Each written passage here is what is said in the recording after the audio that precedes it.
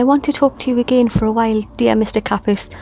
Although I can say almost nothing that is of any help, hardly anything useful.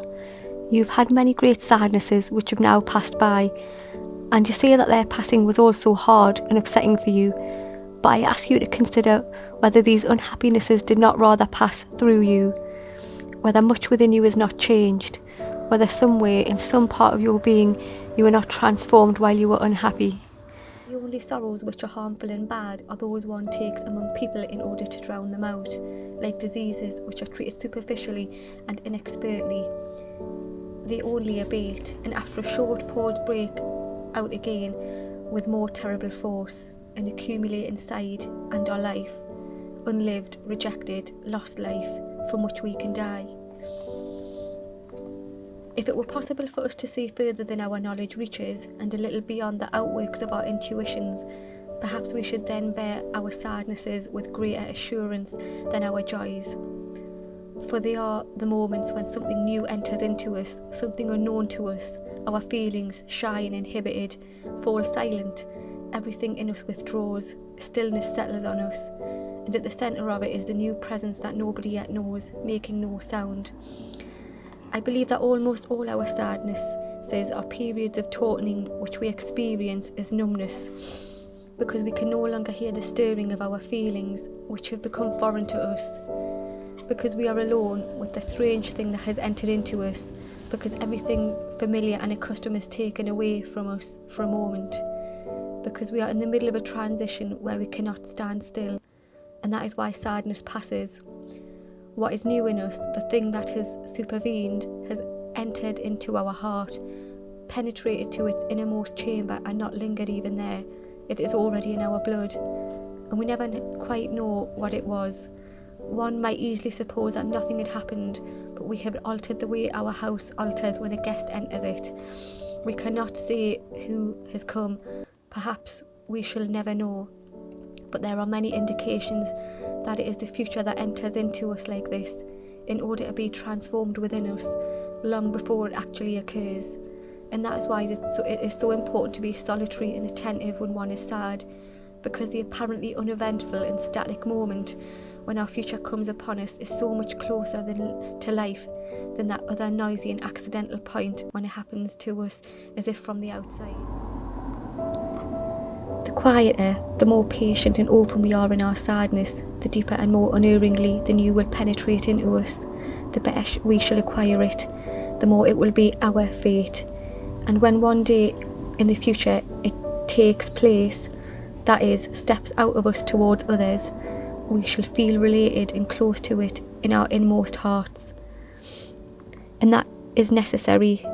It is necessary, and little by little our development will tend in this direction, that nothing alien should happen to us, but only what has long been part of us.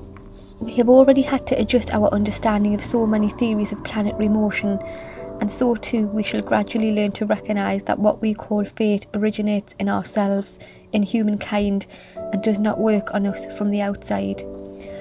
Only because so many people did not absorb their fates while they were inhabited by them, and did not make them a part of themselves, only because of this did they fail to recognise what emerged from them. It was so foreign to them that in their confused panic they assumed it must just have entered into them, for they swore never to have found anything of the sort in themselves before. Just as for a long time people were deceived about the movement of the sun, so we are still deceived about the movement of what is to come. The future is fixed, dear Mr. Capus, but we move around in infinite space. How could things not be difficult for us? And if we come back to solitude, it grows ever clearer that fundamentally it is not something that we can take or leave. We are solitary. It is possible to deceive yourself and act as if it were not the case. That is all. How much better though to see and accept that that is what we are, and even to take it as our starting point. If we do, the effect is admittedly one of giddiness, for all the points on which we are accustomed to rest our eyes are taken away from us. There is no longer anything close by, and everything remote is infinitely so.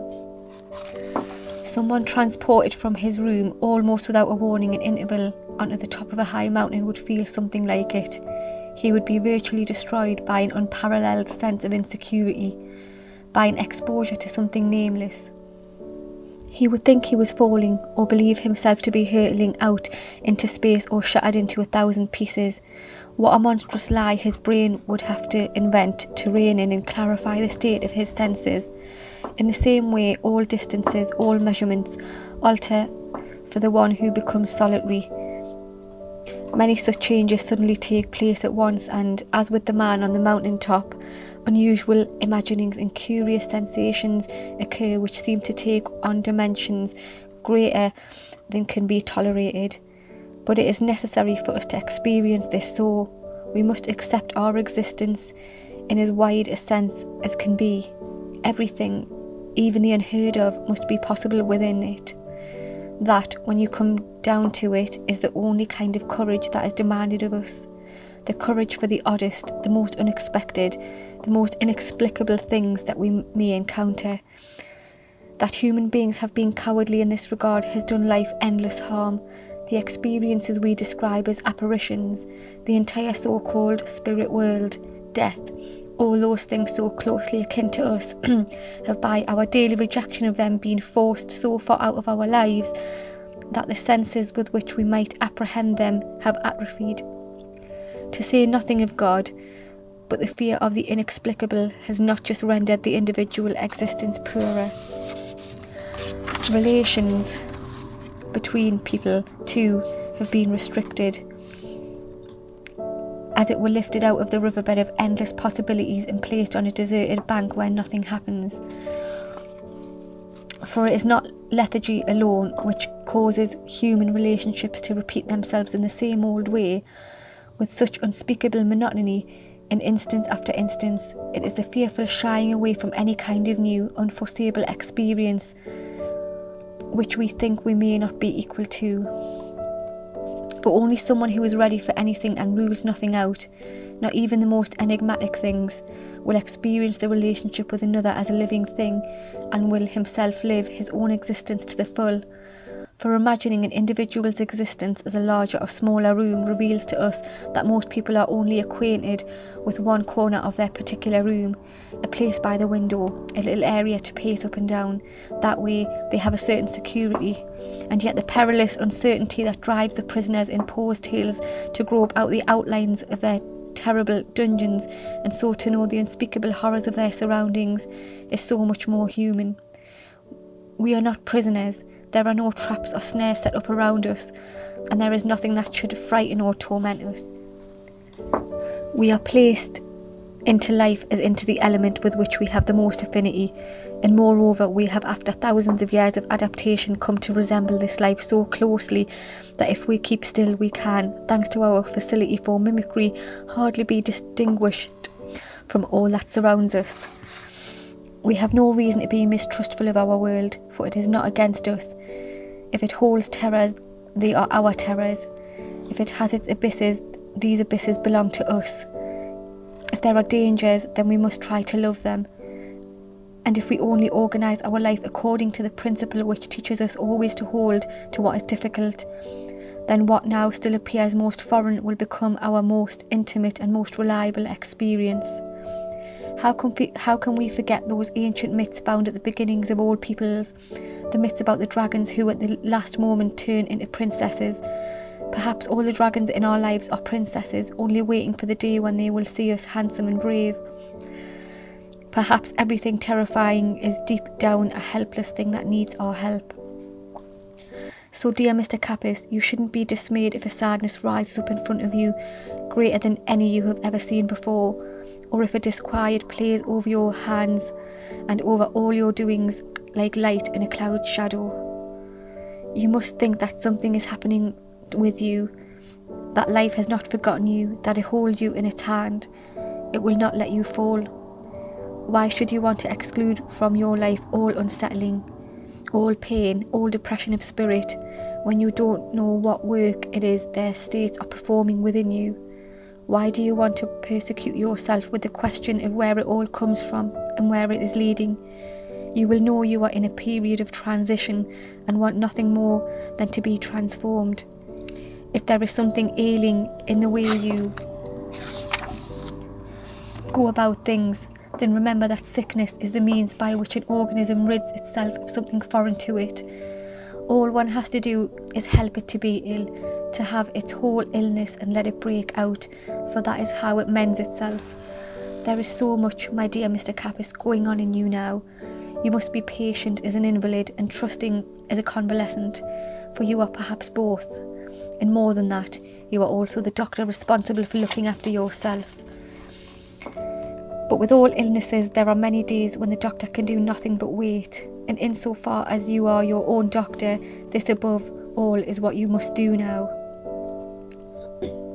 Do not watch yourself too closely. Do not draw over rapid conclusions from what is happening to you. Simply let it happen.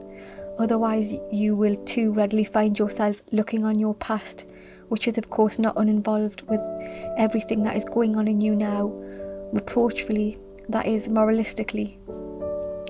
But what now affects you from among the divagations, desires and longings of your boyhood is not what you will recall and condemn. The extraordinary circumstances of a solitary and helpless childhood are so difficult, so complicated, exposed to so many influences and at the same time removed from any real life context, that if a vice enters into it, we must not be too quick to call it a vice. We should in general be very careful with names. It is so often the name of a crime which destroys a life, not the nameless and personal act itself, which was perhaps completely necessary to that life and could have been absorbed by it without difficulty. And the expenditure of energy only seems so great because you put too much importance on the victory. It is not victory that is the great thing you think you have achieved, though the feeling itself is not in error. What is great is that there was already something there that you were able to set in place of that deception, something true and real. Without it, your victory would only have been a moral reaction with no further significance. But as it is, it has become a segment of your life, my dear Mr. Capus, which I am thinking of with so many hopes and wishes. Do you remember how this life of yours longed in childhood to belong to the grown-ups? I can see that it now longs to move on from them and is drawn to those who are greater yet. That is why it does not cease to be difficult, but also why it will not cease to grow. And if I have anything else to say to you, it is this: do not think that the person who is trying to console you lives effortlessly among the simple, quiet words that sometimes make you feel better. His life is full of troubles and sadness, and falls far short of them. But if it were any different, he could never have found the words that he did.